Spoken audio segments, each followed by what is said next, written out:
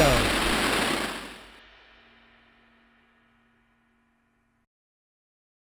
What's up, everybody? Welcome back to another episode of the Masters Fantasy Football Podcast / YouTube show. I'm your host tonight, Ryan. You also know me as the Doc. I'm here with the Dynasty Owl himself, the man, the myth, the legend. No Commish tonight. He is unfortunately under the weather, so I will be taking his role here and giving the hosting duties to myself, as well as giving you some guys to pick up. So Week 6, almost in the books. Monday Night Football about to kick off. But we're already looking towards next week. Last week in the rear view mirror, especially for me. My team stunk it up this week. Al, how'd they do for you, my friend? Decent. Some good and some bad, but overall decent week. That's good. This was one of those weeks for me where everybody I played went absolutely crazy. So it was fun. Really enjoyed it. But we will start this week with quarterbacks that you want to pick up. Guys on the waiver wire.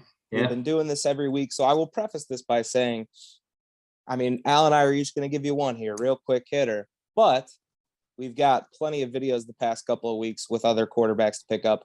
And I know based on the leagues I'm in, a lot of those guys still hold true as guys that I would pick up. So you can refer back to those as well. The points probably stay the same. So I'll kick it over to Al first to see who he's got at quarterback, who he wants to pick up, who he thinks you guys should pick up as well. Let's do it. Yeah, I love how you said, a lot of these guys we've talked about, they're still out there on the waiver wires, and we still like them for all the reasons we talked about in previous shows. So Start off with a fresh face, though, and that's Joe Burrow. Obviously, all you guys know a ton about Joe Burrow already, but let's dive into the numbers a little bit. He's averaging over 18 points a game, only been under 17 points once, just a bad week too. But 2 out of the last 3 weeks, he's been over 22 points. So numbers-wise, looking good. Only big downfall is this week. He plays in Baltimore, so tough matchup this week. So if your quarterback's on a bye this week, maybe not. But if you got a quarterback with a week 8, 9, or 11 bye, I love picking up Joe Burrow this week because week 8, he's playing against the Jets.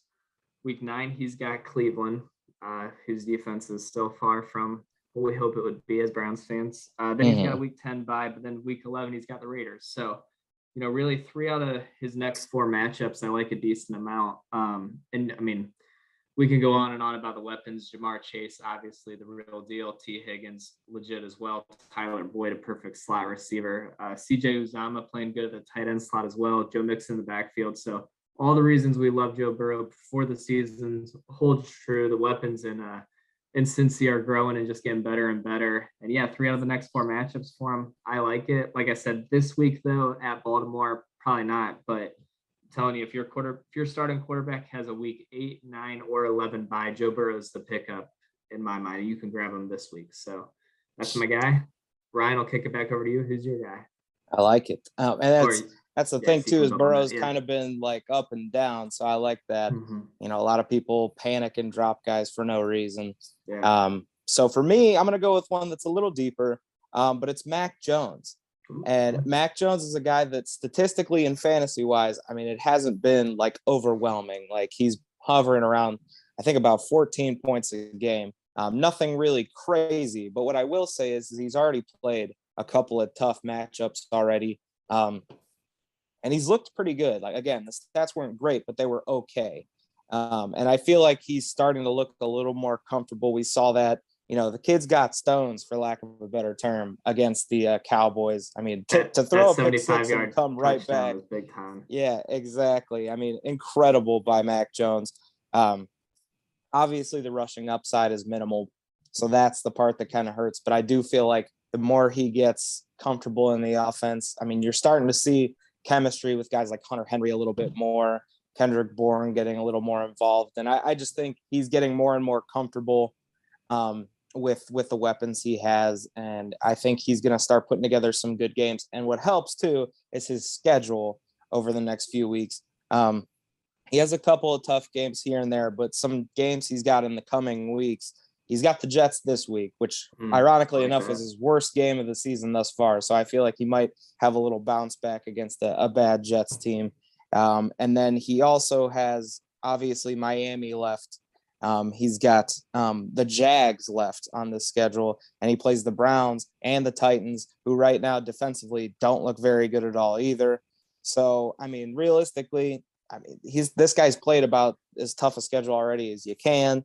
I think he's going to go in against these crappier teams, crappier defenses with a new confidence, new chemistry with his guys, and perform very well. So maybe not even a guy you have to pick up this week, but I feel like this week, especially with the Jets matchup, I think it'd be a good time to scoop him. Yeah, I love the logic. I mean, obviously, every rookie is going to have, their ups and downs, but I mean, he's looking better and better every week. Like you said, just building chemistry with the guys around him. I think the weapons in New England are better than advertised too. Yes. And I think New England's a better football team than a lot of the leagues give them credit for right now. And, as they get into, trying to fight for a wild card spot. I mean, I think that offense is going to get more aggressive. The points are going to start coming up a little more. And yeah, I like Mac Jones down the stretch for sure. Love it. Love it. Anybody else you got in mind, Al? A little bit of the same logic I think you could use for Justin Fields. Just, the same, he's been a disappointing rookie so far, but, obviously he's only been starting here for a couple weeks and the schedule is a little rough, but I mean, there's some, he's got Detroit, he's got, Seattle, the Giants, Seattle and the Giants are kind of around the playoff time. So he's kind of like a deep stash almost. Like, I don't feel super comfortable starting Justin Fields at any point quite yet, but if he starts to look the part, I like his playoff schedule, so he could be a nice little stash for you. Other than that, not a whole lot. Like, I mean, we've talked about plenty of names already out there. Sure. So all those guys kind of hold true, but yeah, that's all I got for this week. All right, I like it. We'll leave the folks wanting more out there. I'll dive into some of the guys I'm keeping my eye on next week. So just a little teaser for you folks at home. You got to come back next week if you want the juicy details. So as always, thanks for watching. Like the videos, subscribe, all that good stuff. Leave some stuff in the comments, quarterbacks that you'd like to go add to your team. And yeah, come join the Masters family if you haven't already. I mean, dynasty leagues, redraft leagues, super flex leagues, any leagues you can imagine. We do them all. We do fantasy in every way imaginable, and we do it very well. So if you haven't joined the family yet, come be a part of that Masters family. And we'll see you next time, folks. Thanks for listening.